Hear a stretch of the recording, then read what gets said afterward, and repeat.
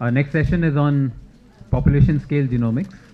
And as I gave you a glimpse into in my talk about how large scale genomics at a population scale can have several different applications, from making rare disease diagnosis better to allowing for polygenic risk scores to better drug discovery, etc., drug target discovery. Can I request everybody to please stop talking and settle down? Um,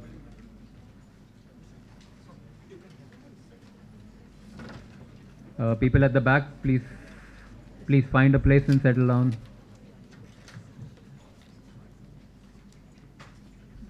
Okay, so our first speaker today in the population genomics session is Vinod Scaria. Vinod is one of the sort of pioneers in genomics in India. He, along with colleagues at IGIB, have been doing a lot of work on genomics and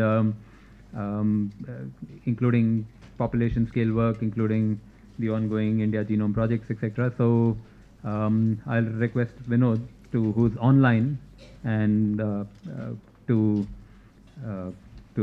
give his talk. And over to you, Vinod. Thanks, Ramesh, for the introduction. And it's a pleasure to be here. And I apologize that I could not be there in person. Over the next 25 odd minutes, I will broadly discuss about how and why we do genomics, and why we think it's going to also change in the future as the technology and applications improve over time.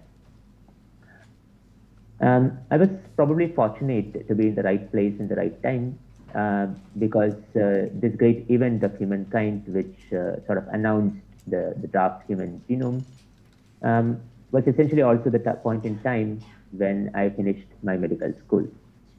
But what really happened after 2003 has been a drastic improvement in technology, with consequent reduction in the cost and improvement in the throughput, which essentially would mean that increasingly genomes could be sequenced at more affordable and higher throughputs.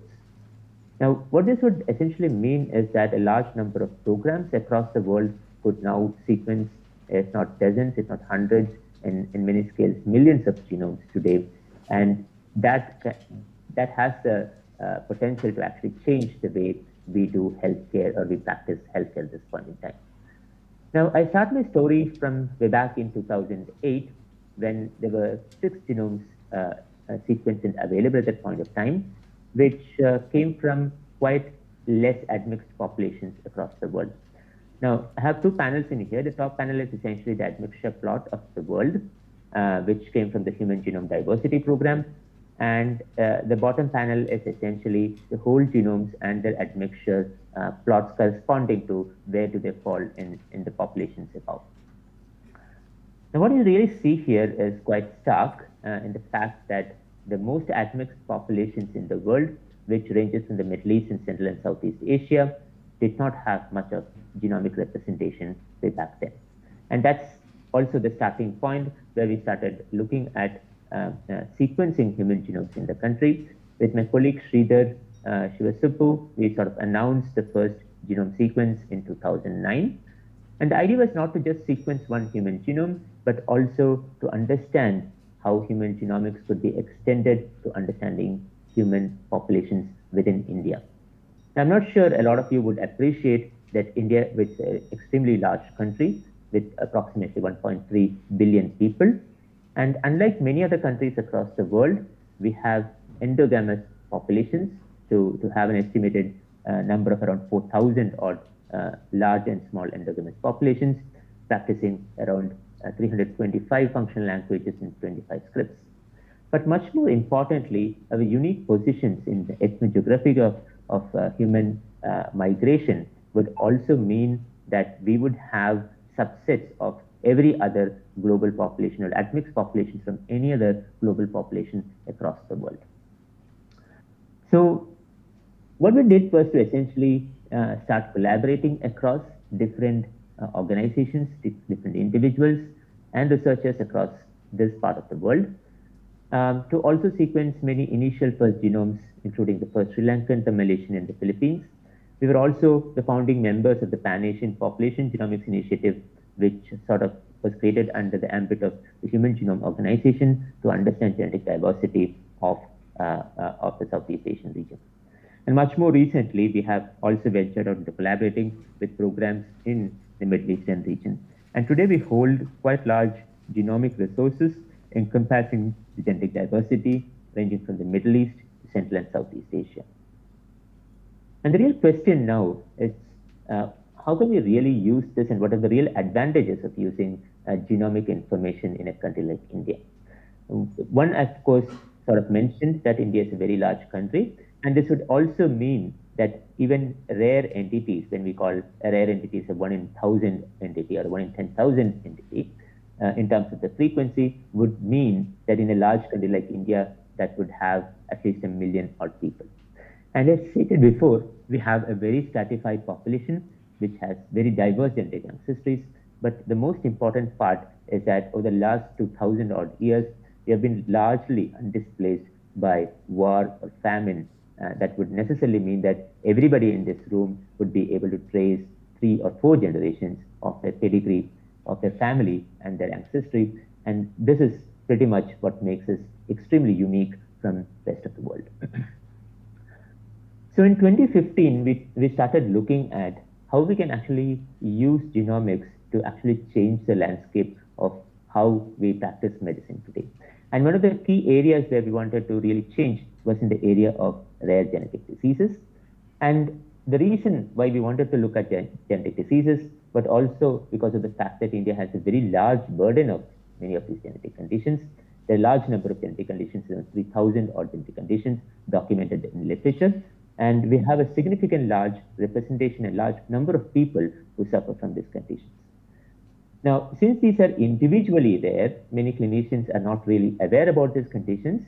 And a typical patient anywhere around the world would go through multiple physician visits, multiple rounds of misdiagnosis, and loses a considerable amount of time, energy, and resources before even they can get to a diagnosis. And the diagnosis is achieved by only a very small, minuscule proportion of individuals. So the idea was, can we really change this by using genomics? And that's how we started a formal program called Guardian, which stands for Genomics for Understanding Rare Diseases India Alliance Network. And the idea of this program was very simple, that we would work with clinicians and try to educate them on the applications of genomics. And whenever we find a patient, or they find a patient which seemingly looks like a genetic condition, which is undiagnosed, they could refer to the program, and we would do a systematic sequencing, analysis, interpretation, and reporting them back to the clinician. Now, that really doesn't happen in all the cases. A significant, large majority of the cases, we would not have enough evidence to actually classify it as a pathogenic variant, and therefore we are unable to report it back to the clinician. So that's when we really step back into the use a variety of systems and tools to particular genetic mutation, cost in terms of the pathogenicity, and we have adequate, and when we have adequate resources and adequate evidence to prove that that variant indeed is what caused the, we could go back to the clinician in terms of a formal report that is actionable.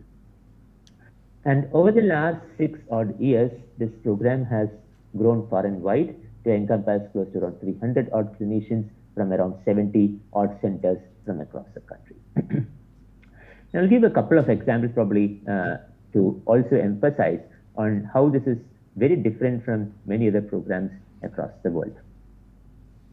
And this is one of the first cases which formally got referred to this program. And this news actually came back way back in 2015, which sort of stated that a family of around 8 individuals had petitioned the President of India to euthanize 6 out of their 8 children.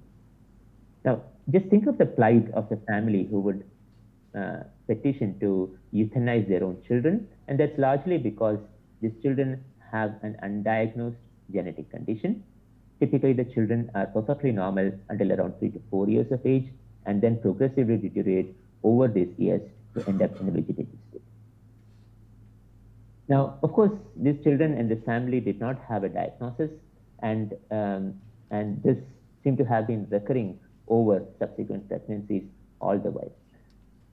So through the program, this got referred to the government channels, and we did a genomic analysis, and we diagnosed this as a condition called cystic megalencephaly. In scientific terms, it's a disease called megalencephalic leukoencephalopathy with subcortical cyst type 1, an extremely rare genetic condition which is caused by genetic mutations in the MLC1 gene.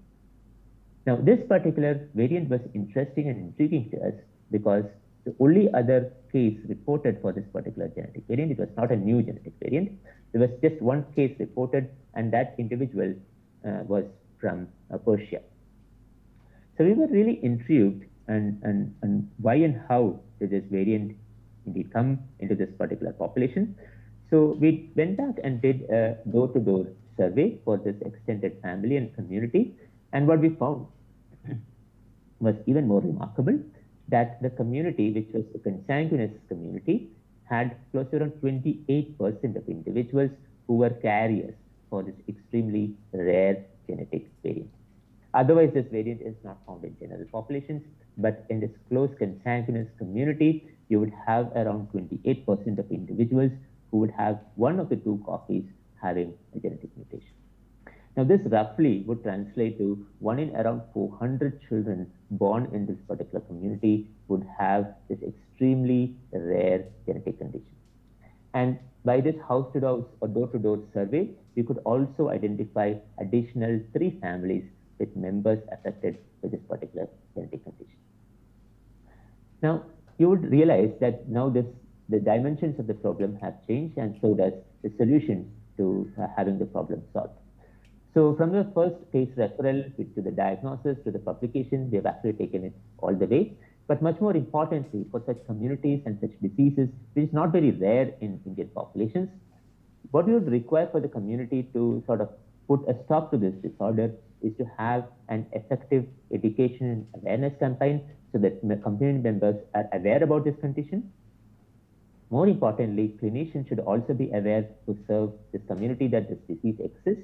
In many cases, this disease is untreatable. Therefore, the only option available is to prevent the disease from happening. And prevention is possible today by offering them premarital counseling, premarital genetic counseling, and a premarital genetic screening with a very cost-effective genetic test, which we have now put out. And more importantly, for prospective couples who are interested in doing prenatal genetic testing, you could avail it using an accredited test. So in 2019, we have this diagnostic in the market, and this is now in the catalog of at least a couple of companies who offer genetic diagnostics within the country. So this is not possible by single laboratories. This requires enormous amount of networking and working with other support organizations, not just clinicians, but also organizations like the Human Welfare Foundation, which is an NGO which works among this community. And these cases are still being followed up extensively at the All India Institute of Medical Sciences in the Clinic of Professor Ali Gulati. So we have many, many more such cases. For the lack of time, I will not delve deeper into each of these cases. For people who are interested, there's this overview that we have written in 2019 of 4 years experience of such a rare genetic disease program on how we can actually take it from a research point of view to expanding on the educational front, in expanding the diagnostic frontiers in terms of implementing such a genetic diagnostic program, and more importantly, how we can change and influence policy based on evidence and data. And that really comes back to a very interesting point on what is really prevalent. And these questions used to be commonplace in practically every meeting that we used to discuss on genetic diseases, or what we call as rare genetic diseases. Now, what we need to keep in mind is that prevalence estimates for every disease is based on clinical data compiled from clinical centers. Now, on the first premise, we did mention that clinicians do not diagnose many of these conditions. So that premise is obviously out of the window. So what next is the best opportunity to understand what is prevalent in the population? The opportunity is to ask apparently normal people or query apparently normal people for genetic variations whom they are carriers for. They may not be suffering for it, but they could be a carrier for a genetic condition. And using carrier frequencies for pathogenic genetic mutations, can we really go back and estimate prevalence of conditions? Many of these conditions may not be even seen by clinicians or diagnosed by clinicians, but can we use this information to go back to the clinic, educate clinicians so that they can diagnose and treat many more such undiagnosed and rare conditions which otherwise are prevalent in the population? Now, of course, to do that, you need to have genomic data. Unfortunately, this is also the time when genomic data is widely being generated and widely being used. And to also put in perspective that whole genome sequencing is increasingly becoming the mainstay of genetic diagnosis because of the fact that it can cover many of the regions that traditional tools and techniques cannot cover, which include, for example, intronic regions or promoter regions or gene poor regions, which is not typically covered in exome sequencing or panels, and variety of other variant types, which includes repeat expansions, which includes chromosomal abnormalities, structural variations, which can all today be covered using whole genome sequencing. And being a fast technique, which is today much faster than a whole exome or a panel sequencing, that would essentially mean that you would have a large number of time critical applications going forward, like, for example, fast sequencing of sick children in neonatal ICUs, for prenatal screening or prenatal testing of families who have an undiagnosed disease where time is extremely critical, in terms of diagnosis of patients suffering from undiagnosed diseases, and so on and so forth. Now, you should also keep in mind is that when we talk about genetic variants, we also need to talk about guidelines on how to uniformly assess genetic variants. And this indeed is a big problem today because a number of organizations who do genetic testing offer different kinds of interpretation, different kinds of ways they estimate pathogenicity. So there is a joint guidelines by the ACMG and the AMP, which actually puts together a set of unique and systematic guidelines on how you can interpret the pathogenicity of the variant. And this interpretation includes 28 standard attributes based on a variety of sources and variety of methodologies, which include 17 attributes which come from databases, resources, computational predictions, allele frequencies, and so on and so forth, and 11 attributes which actually come from reading and evaluating literature. And unfortunately, these 11 attributes seem to be consistently missing from a number of genetic reports, not just from India, but also from major organizations which offer genetic testing across the world. So the real problem there is that this is a hugely manpower intensive job, and which requires extensive training, extensive validation of the reclassification. And of course, we need to also factor in nuances in the reclassification, which include gene-specific guidelines, which are built by experts across the world. Now, if you have, or if you assume that you could evaluate every variant by their pathogenicity, which of course is a humongous job by itself, then you could actually go back to population scale datasets and ask the question, what is really prevalent in a particular population? Unfortunately, that was also the time when we were involved into a pilot program to do the indigen sample sequencing, which is a pilot 1,000 odd human genomes from different populations across the country. And the idea of building this is, can we pilot using whole genome scale data to understand preventable and treatable genetic conditions, to understand pharmacogenomics, and to also understand cancer risk. And the idea was that, of course, it's a small number for a large population like India, but nevertheless, this could provide quite good insights into what is really prevalent in populations across the country. And this is also a possibility to change the paradigm on how we practice medicine and how we practice genetics today. So today, when we talk about genetics and genetic testing, almost all cases for genetic testing actually comes through a clinician, which would mean that the patient has actually gone to the clinician with a particular problem which requires clinical attention. The clinician has proceeded on to with a history, with a detailed examination, ordering lab reports to get to a provisional diagnosis. And after the provisional diagnosis is reached is when you send out for a genetic testing sort of molecularly confirm which of the differential diagnosis was actually what the patient has. But now assume that when genomic sequencing or exomic sequencing become commonplace, you also have an opportunity to reverse this, provided you have evidence of variant pathogenicity attributed by standard guidelines. In other words, you can identify individuals at risk. You can identify patients who might not even know that they have a genetic condition, because many of these disorders could also be late onset conditions. And that provides you an opportunity to identify patients through routine genomic screening and be able to put them under therapy. Now, this, of course, looks like a sort of a rocket science, but in reality, it is not. So we did a few pilots on how we can actually change this paradigm into becoming a proactive way into looking at genetic diseases. And this is one such example from the genomic data set. We did identify that some populations or some groups of individuals in some regions of the country would have a high prevalence for primary immunodeficiency conditions. Now, primary immunodeficiency disorder is not just one disease. It's a large class of genetic disorders with today around 350 odd genes implicated in. But not all of the 350 or 400 odd genes are really, really important in every population. Each population, given its population structure and marriage factors, would have one or a couple of them which are prevalent in given the population structure. Now, if you have the understanding and the identity of these prevalent disorders and the prevalent genes in a particular population, you can actually go back to the population and educate clinicians who serve the population on how to identify such conditions. Now, primary immunodeficiency conditions are not very difficult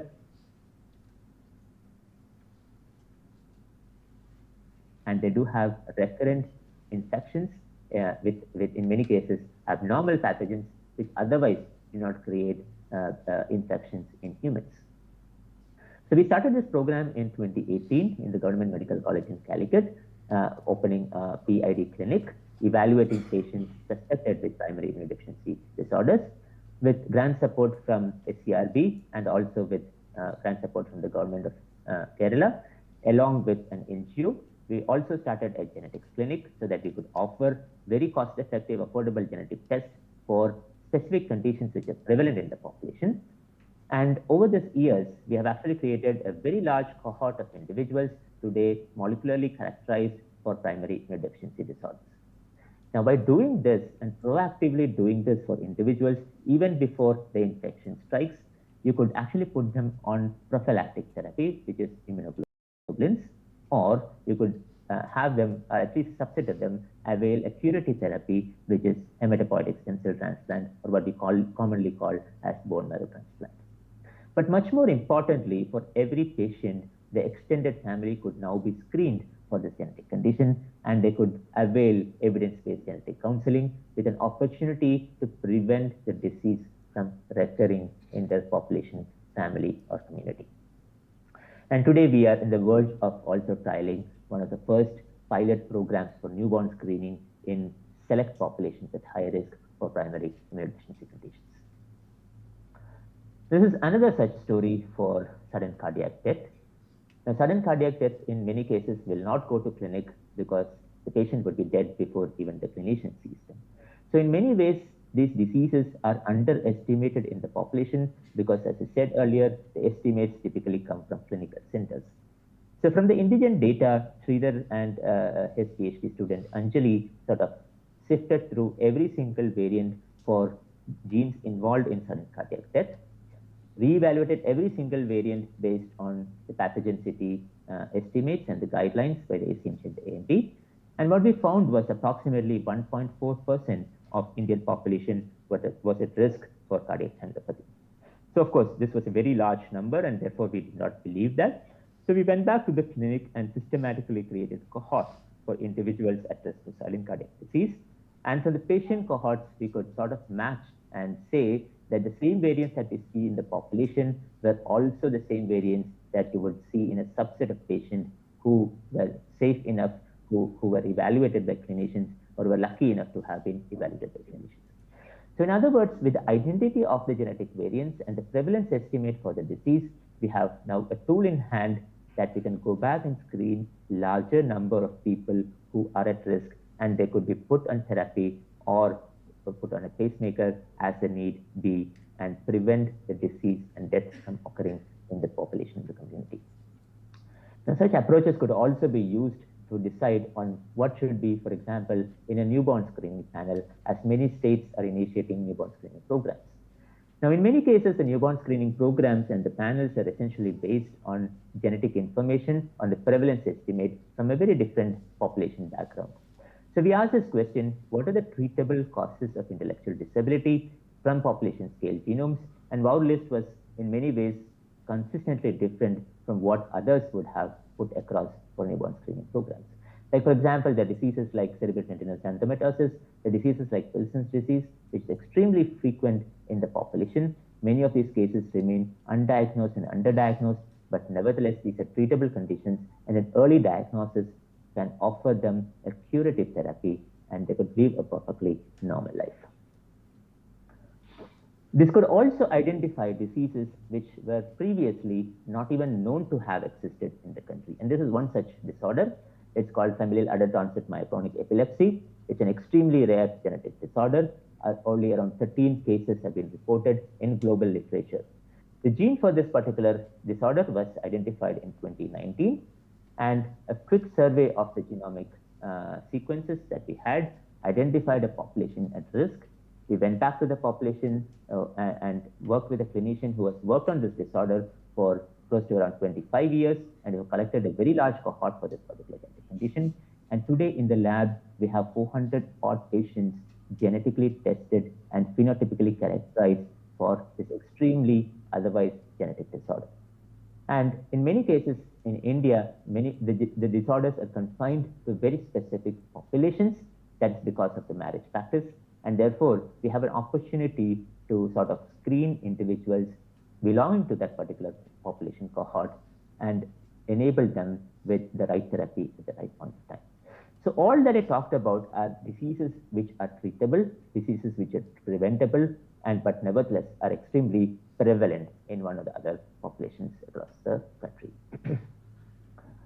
And then before I stop, let me also bring you to the point that in every meeting on data sciences, especially in the area of genomics, you would always have people complain data is not available. And the fact is, of course, data will not be available and is unlikely to be available unless you satisfy the basic principles of data transfer, and that is, of course, trust. But of course, today we are talking about genomic data sets, and we are talking about collaborators who are humans and numbers which can be talked over the phone or transmitted over the internet. But tomorrow we are essentially going to talk about large population scale genome programs where data transmission and data transfer is almost going to be impossible. So what you need to do to enable genomic medicine at that point of time is not really to put the data out in a cloud and make it available to everybody, but actually build together community guidelines and interfaces with the core principle of trust embedded into it.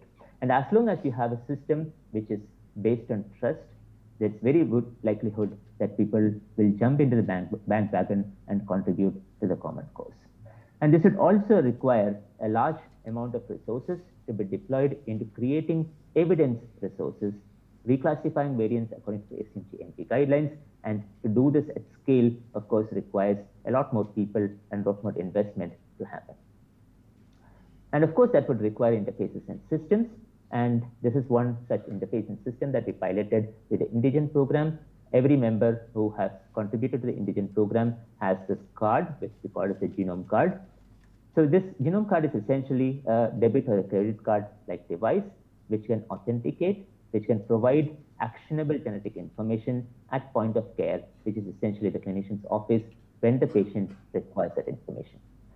The point is not to really transfer genomic data or genetic variant, but the point is to make available actionable clinical information that the clinician requires at point of care when the patient receives this particular treatment. And today we have now co-developed this with Zippo R&D Solutions to create a white label product which is called Pocket Gene. And the idea is that people across the spectrum, whether it's a diagnostic company, whether it's a hospital chain, whether it's a genome testing organization, can avail this service and provide a interoperable solution that people can carry actionable clinical information. And the last and the most important point in enabling this is, of course, education. Now, without education, none of this is going to happen. And this is not just education of patients, not just education of clinicians, but also education of common people and the next generation of individuals who are going to embrace genomic medicine. So over the last 3 years, we have put together a very systematic program, right from school children to expert clinicians, specialists, including a fellowship program which was instituted in 2018 with Sanofi Genzyme. And today, through this digital mode of communication, we probably run one of the largest genomics education and outreach programs in the world, with close to around 4,000 participants from 40 countries participating every year. I think I'll stop there and take questions, but before that, let me acknowledge a lot of people who made this possible. Fantastic people in the lab who have done the work, fantastic people who have moved from my lab to other labs across the world, fantastic collaborators, mostly Sridhar, and clinicians from across the spectrum, multiple different specialties, international collaborations from multiple different countries across Southeast Asia and the Middle East. And of course, this is all possible with consistent funding. And all the funding came from CSIR through multiple grants over the last 1 decade. Thank you very much.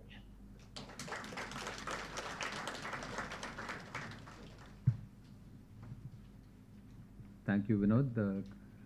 Any questions, Vinod? Yes. So one of the questions points back to the trust that Vinod was referring to.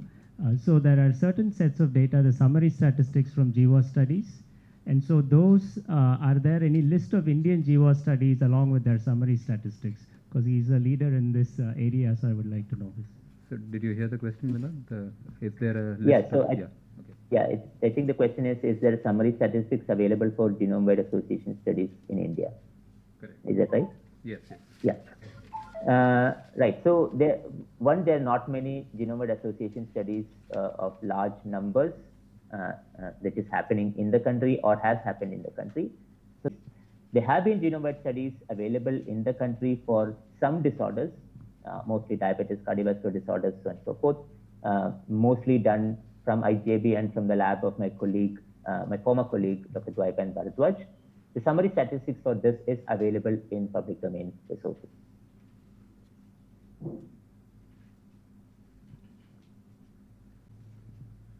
Is it a good idea to do population scale genomic studies in India? And if yes, then how do we make it happen? Yeah, of course, population scale genomic studies are extremely valuable. Well, that can be made happen. You can make it happen only if there is consistent investment into making that happen. When we are talking about a 1.3 billion people, you need to have the scale and ability to do at least, if not 1.3 lakh genomes, do the low-hanging fruits. And to do that, of course, you need to have the scale to be able to sequence genomes, and more importantly, a much more larger ecosystem to capitalize on what comes out of the genomic data. And of course, the bottom line of all this is that also requires consistent amount of investment. And this may not be just government investment, but also organizations which can actually tap into this genomic data, who could contribute part or whole of the resources to sequence genomes.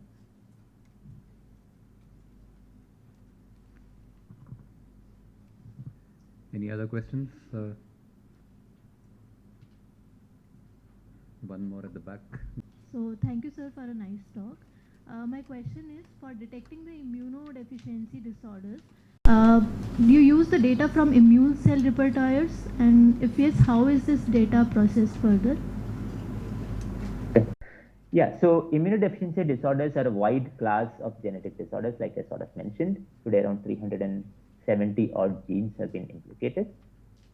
Now, the manifestation of the immunodeficiency disorder is that you have one or the other type of immune cells. The immune cells are largely B cells and the T cells, and the innate immune system encompasses the neutrophils and the macrophages.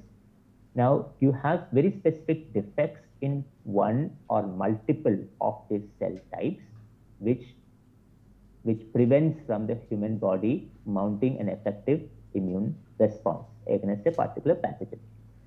Now, in most cases, while the phenotype is infection to a particular pathogen, in many ways you can also create tools and approaches which can look at cell types. So, like for example, the commonest way to look at a cell type is to actually do a flow cytometry and now evaluate what is the proportions of different cell types, and in different individuals you have different proportions of the cell types. A much more molecular way to look at it is to actually look at the B cell and the T cell receptors, what we call as the BCR and the TCR. And this BCR and TCR happen through recombination, somatic recombinations, which happen in the immune cells, and then they propagate further to create functional T and the B cells. So there are assay systems like, for example, T-Rex or TREX, what we call as a TREX and the TREX assay, which essentially looks for pieces of DNA which come out of this recombination process, and these are quantitative enough to estimate the functional T and the B cells. So TREC-REC is essentially an RT-PCR based assay, which you can widely use for example, newborn screening of individuals, because flow cytometry is not very accurate at that particular age, and then estimate whether this child is going to have a patent functional T and B cell population. If not, then you can actually immediately triage the patient into a bone marrow transplant program and immediately give prophylactic antibiotics and immunoglobulins so that the kid doesn't get into a process of infection, which in many cases could be fatal. Thank you, sir. One last question. Immune response that we see in immunodeficiency conditions. The heightened immune response could create flares, recurrent infections, and recurrent periodic fevers, which look like infections, but they are sterile. But nevertheless, these are Mendelian genetic disorders. So we have a program today running on autoinflammatory conditions, which by classification is a type of primary immunodeficiency because these are Mendelian genetic defects. But many of these conditions, like for example, DADA2 or for that matter, pustular psoriasis, are actually gene defects, and these gene defects are very prevalent in the population. So what we have been trying to now do is to actually go back and educate people who see autoimmune conditions, which is essentially specialties in medicine, rheumatology, and pediatrics, to also make them aware that a subset of these individuals could actually be disorders which are of Mendelian origin. And fortunately, a significant large number of these disorders are today treatable with very specific inhibitors and biologicals, and in many ways small molecules also. The best example is familial Mediterranean fever, which is because of genetic mutations in a particular gene called MEFE, and this can be very effectively treated with colchicine, which is a very cost-effective treatment solution, provided you identify this individual having familial Mediterranean fever. So we have a program today which is called the Fever Home program. We have multiple centers across the country. We have been educating, advocating young clinicians on how to go about diagnosing them. We also have a genetic panel for very prevalent genetic conditions, which we are ready to put it in open source so that any diagnostic company can actually go back and use it. But much more important is how can we really go back and change the idea and a physician on to look for these conditions in addition to treating routine autoimmune conditions as any other autoimmune condition. Thank you. Thank you for that question. Okay, quickly. Hello, sir. Thanks for a very nice talk. My question is about heritable disorders like Downs or muscular dystrophy, which can be which can be caught during pregnancy, but then people in the rural and sometimes urban populations miss it. So, is there anything that can be done, like screening approaches that can be done to help people catch them earlier, and even once they miss it, is there anything that can be done right now, or are there efforts being made to bridge the gap between enrolling these people into maybe trials or some palliative care, because these are largely terminal and people do not survive? Yeah, thank you very much. The entire question was not audible. Just to rephrase the question to make it, I didn't hear the entire question. So probably your question was, for muscular dystrophies, are there programs to enroll patients, molecularly identify them, and also put them on prospective therapies? Is that right? Yeah. Yes. I think there was Yeah. a screening element to your question also. Yeah, I mean, can Right, we do right. it? So that's a very fantastic question, and muscular dystrophies belong to the class of prevalent genetic disorders. And one of the most prevalent genetic disorders is Duchenne muscular dystrophy. And there are some states, like the best example is the state of Tamil Nadu, which has a door-to-door screening program where every child is asked to do a phenotypic test, which is essentially a squat test. A child who is squatting is asked to get up, and the difficulty in getting up from a squatting position is actually one of the early markers of Duchenne muscular dystrophy. So there's a door-to-door, house-to-house campaign where individuals are tested, screened for muscular dystrophy, and once they have a phenotypic marker, they are referred to a center where they are put on a molecular diagnostic and, of course, physiotherapy so that their quality of life is improved. Now, there are programs like this which happen in India on a very large scale, but of course, this has to be emulated, learned from, and implemented in many more states. The other part is that many of these genetic disorders which cause muscular dystrophy, there's a large class of genetic disorders called the limb-girdle muscular dystrophy. Some of these limb-girdle muscular dystrophies are very specific to subpopulations in the country. The best examples are the Jain populations having one type of muscular dystrophy, and these are founder events, or in other words, that would mean that you just need to test one genetic variant for that entire population. Now, this information can actually make genetic diagnostics much cheaper, much better, much scalable, and therefore can reach out to a large number of people who belong to that particular community. And that is really the unique advantage in India, that you can actually enable this information to make genetic diagnostics cheaper and at the same time scalable. And in many ways, you can even implement a newborn screening program if the genetic diagnosis can actually treat the genetic condition. Now, for Duchenne muscular dystrophy, of course, there is therapeutic available. That's for a very specific type of genetic mutations, which is called exon skipping therapy. What I believe is there is an Indian company which is going into a phase 2 clinical trial for the exon skipping therapy. Of course, there are many more such disorders, and many more companies need to come in to do clinical trials. But of course, that needs far more number of people even interested in doing this. Thank you, sir. Okay, thank you very much, Vinod, for Thank you. the extensive body of work, and I hope great things. All of this scales Thank up you. manyfold in the future. So thank you, Vinod, again, and we'll move to the next